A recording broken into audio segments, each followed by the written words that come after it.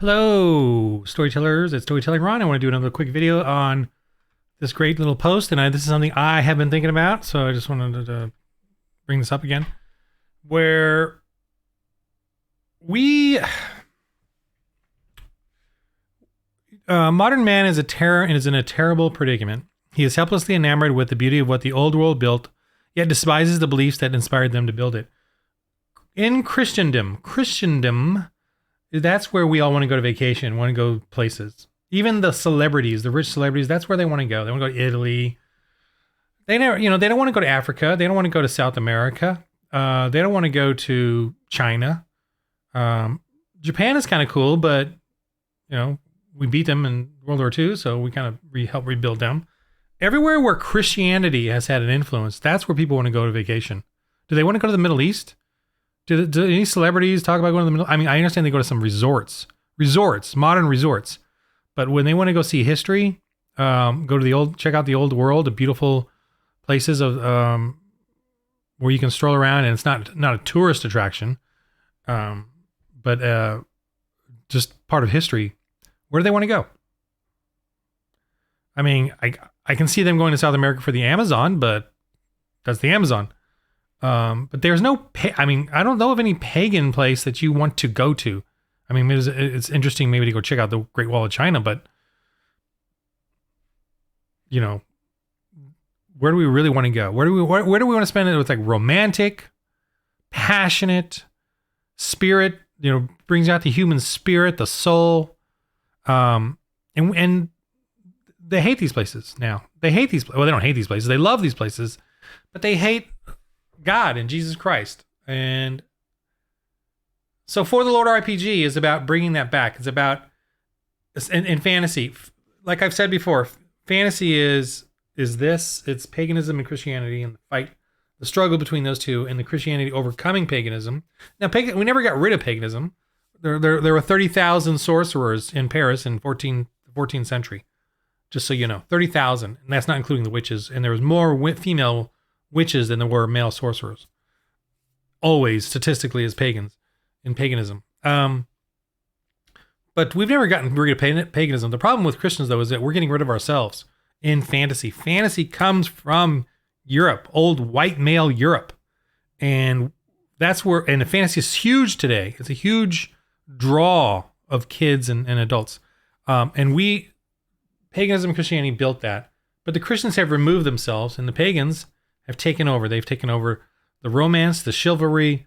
They've saved the day. They claim the Renaissance is theirs, even though, like, one of the most amazing pieces of the Renaissance was David, and then, oh gee, well, that's from the Bible, but yet they claim that Renaissance is theirs. That's so ridiculous.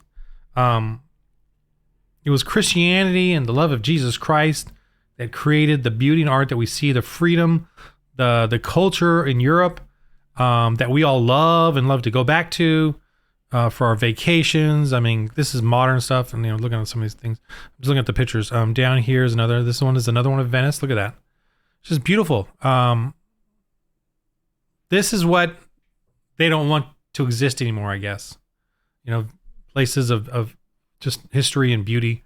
And look at that, just the joy in making these buildings, the details back in the day. So we're losing that. And it's going to get worse. I mean, here in Hollywood and LA, it is on December. It is so sad and boring. There's no Christmas lights anywhere, like in Hollywood. They used to have Christmas lights along the streets. I think they're putting some back, but during the whole of winter.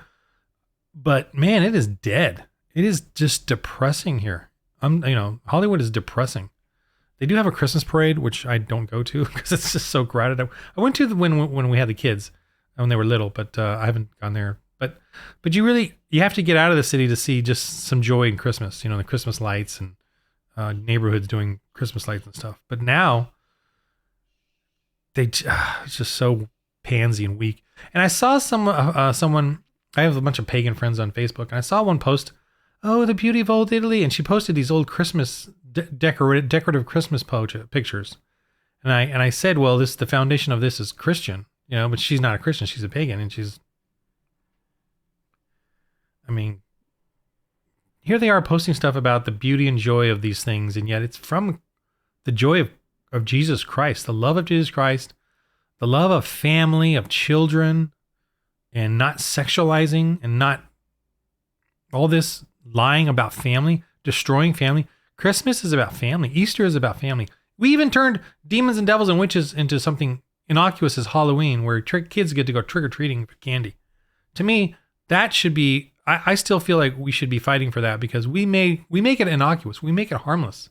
We take pagan rituals and things. We should also take pride in taking over Halloween and East. If they, I know, I don't believe Easter is a pagan thing, that like the way we celebrate it with eggs and rabbits. But if we did, I wouldn't care. We do it better. The cross is pagan. Just so you all know, the cross. I throw that at Christians who don't like the Christmas tree or Santa Claus. And I'm not, if you're against it, that's fine. But don't preach to me. I'm going to enjoy life and enjoy Santa Claus. I enjoyed it with my girls. But what my point being,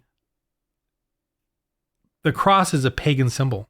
It always was. It's about the humiliation and torture, the public torture of anyone that, crossed the emperors of the time. You're naked. So, I think Jesus technically was naked on the cross, but you're naked, you're exposed, you're nailed, you're breathing heavily, you're dying over 3 or 4 days. They put you in the public place on the roadway, usually, where people walk by and, spit at you, ignore you, laugh at you, or whatever, as you're slowly dying, sweaty, you're parched, I don't even want to go through.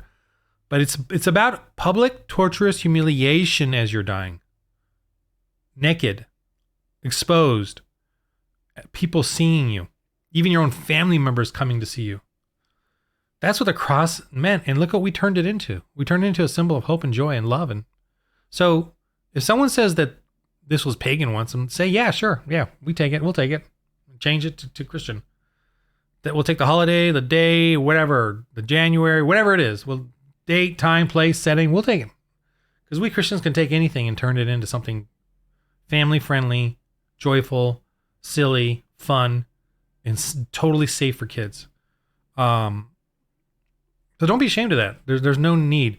That's why For the Little RPG is a Christian game where we take role-playing games and turn it into family friendly, joyful, silly, fun, and you get to go up against pagans, and you get to have your kids go up against pagans, and they get to work on their courage, on their their evangelism, fellowship, edification, being little heroes, and they get to play heroes and not have any of the woke crap thrown at them or you can use it as the dad. If you're the GM, you should use all the tools and manipulations they use on your kids in the game to try to get them to see it, to expose them to it, so they can then confront it and identify it and see what it's all about.